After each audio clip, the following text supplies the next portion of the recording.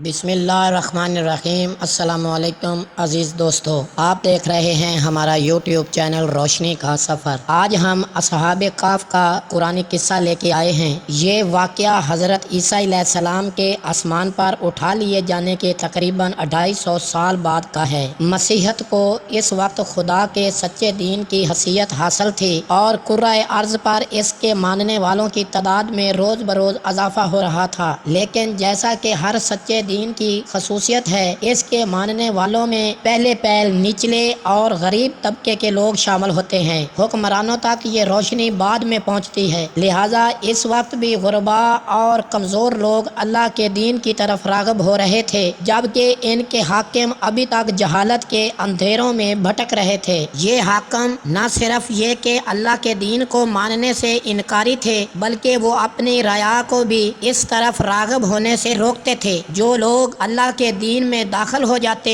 वो अपने हुक्मरानों के जुल्म और सितम के निशाना बनते। ऐसा ही एक हुक्मरान रूमी बादशाह दकियानूस था, जो चाहता था कि लोग अल्लाह के दीन से हटकर दोबारा बुत परस्ती शुरू कर दें। जो लोग इसका हुक्म नहीं मानते थे, अजियतनाक मौत उनका मुकद्दर ठहरती थी। दकियानूस की सल्तनत में अफसोस नाम का एक शहर था, जो इस दौर में अल्लाह के दीन का एक बड़ा मरकज बनता जा रहा था। जब दकियानूस को इतला मिली कि यहाँ के लोग बुत परस्ती छोड़कर अल्लाह के दीन का रुख कर रहे हैं, तो एक रोज वो खुद इस शहर में आ पहुँचा और यहाँ के लोगों को हुक्म दिया कि वो अल्लाह की तालीमात तर्क कर दें और अपने पुराने मजहब पर लौट आएं। कमजोर ईमान वाले इसकी धमकियों से घबराकर दोबारा बुत परस्ती पर वापस आ गए। जिन लोगों ने ऐसा करने से इनकार किया, इन्हें गिरफ्तार कर लिया गया और बाद अज़ां अजियतें देकर हलाक कर दिया गया। इन गिरफ्तार होने वालों में चंद नौजवान भी थे, जिनका ताल्लुक आला खानदानों से था। दकियानूस ने फौरी तौर पर इन्हें हलाक करना मुनासिब न समझा और इनसे कहा कि वो अपने अजदाद के दीन पर वापस आ जाएं। नौजवानों ने ऐसा करने से इनकार कर दिया। दकियानूस ने इन्हें सोचने के लिए एक दिन की मोहलत दी और कहा कि अगर इस मोहलत के बाद भी वो अपने इनकार पर अड़े रहे तो इनके नस्ब हस्ब व नस्ब की परवाह किए बगैर इन्हें दर्दनाक अंजाम से दो चार किया जाएगा। रवायात में इन नौजवानों की तादाद कहीं 7, कहीं 5 और कहीं 3 बयान की गई है। जब ये नौजवान दकियानूस के दरबार से निकले तो उन्होंने आपस में मशवरा किया कि अब इन्हें क्या करना चाहिए। तवील इस्लाह मशवरे के बाद ये तय पाया गया कि वो शहर से निकल जाएं और किसी गार में पनाह ले लें। जब दकियानूस यहाँ से वापस चला जाएगा तो वो भी वापस आ जाएंगे। ये सोचकर वो शहर से बाहर जाने वाले रास्ते पर चल पड़े। रास्ते में इन्हें एक साहिब ईमान चरावाह मिला। जब उसने सुना कि ये लोग दकियानूस के जुल्म से बचने के लिए किसी गार में पनाह लेने का इरादा रखते हैं, तो वो भी इनके साथ हो लिया। चरवाहे के साथ इसका वफादार कुत्ता भी था।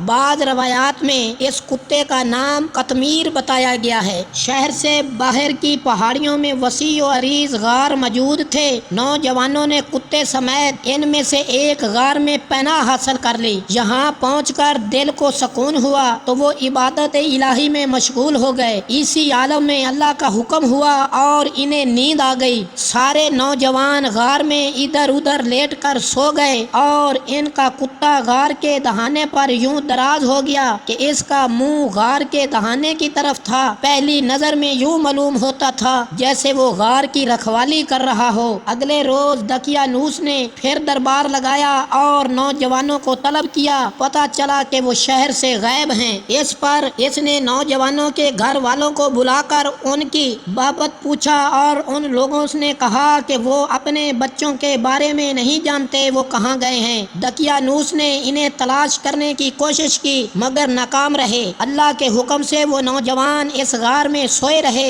दिन गुजरते गए। साल भर बाद दकियानूस एक जंग में मारा गया। अल्लाह के दीन की मकबूलियत में रोज बरोज इजाफा हो रहा था और लोग बुत परस्ती छोड़कर इस तरफ आ रहे थे। फिर एक जमाना वो आया कि पूरे का पूरा इलाका बुत परस्तों से पाक हो गया। गार वाले सोए रहे और इसी हालत में 300 साल गुजर गए। किसी ने इनकी नींद में खलल अंदाज होने की कोशिश न की। अगर कोई भूला भटका इस غار کی طرف آ بھی نکلتا تھا تو غار کے دہانے پر کتے کو رکھوالی کرتا دیکھ کر اندر داخل ہونے کی کوشش نہ کرتا تھا۔ لوگ انہیں بھول چکے تھے اور دقیانوس کا ظلم ستم بھی ماضی کی تلخ یادوں کا حصہ بن چکا تھا۔ اب وقت آ گیا تھا کہ اللہ تعالیٰ کے اس معجزے کو دنیا والوں کے سامنے ظاہر کر دیا جائے۔ چنانچہ اللہ کے حکم کے مطابق ایک روز غار والوں کی آنکھ کھل گئی۔ اٹھنے پر ان کی کیفیت ویسے ہی تھی جیسے کہ رات بھر یا دن بھر سو کر اٹھنے والوں کی ہوتی ہے، اور وہ اپنے دل میں یہی خیال کر رہے تھے کہ انہوں نے ایک رات سو کر گزار دی ہے۔ اٹھنے کے بعد انہوں نے آپس میں بات چیت کر کے فیصلہ کیا کہ ان میں سے ایک چھپتا چھپاتا شہر میں جائے اور کھانے پینے کا کچھ سامان خرید لائے، کیونکہ معلوم نہیں انہیں ابھی اور کتنے روز اس غار میں رہنا پڑے۔ وہ اس بات سے بے خبر تھے کہ باہر کی دنیا بالکل بدل چکی ہے۔ منصوبے کے مطابق ان میں سے ایک نوجوان شہر میں آیا تو اس نے دیکھا کہ شہر بالکل بدل چکا ہے۔ اب یہاں کی دیواروں پر حضرت عیسیٰ علیہ السلام کے اقوال اور تعلیمات لکھی جا رہی ہیں۔ وہ بہت حیران ہوا، اسے لگا جیسے وہ راستہ بھول کر کسی اور شہر میں آ گیا ہے۔ اس نے پاس سے گزرتے ایک شخص سے شہر کا نام پوچھا تو پتا چلا یہ اس کا اپنا شہر ہے۔ اسی حیرت کے عالم میں وہ کھانا خریدنے ایک سرائے پر پہنچا۔ یہاں جب اس نے سرائے کے مالک کو کھانے کی قیمت کے لیے سکے دیے تو وہ حیران رہ گیا اور اس نے کہا یہ سکے تو بہت پرانے ہیں، آپ کے پاس کہاں سے آئے؟ اور پھر آہستہ آہستہ ساری بات کھل گئی۔ نوجوان کو شہر کے حاکم کے پاس لے جایا گیا اور وہاں پہنچ کر اس نے اپنے ساتھیوں کی ساری داستان بیان کی۔ حاکم یہ سن کر حیران رہ گیا کہ وہ اللہ کے حکم کے تحت 300 سال سے اس غار میں اسی حالت میں موجود ہیں۔ ان کی ظاہری وضاحت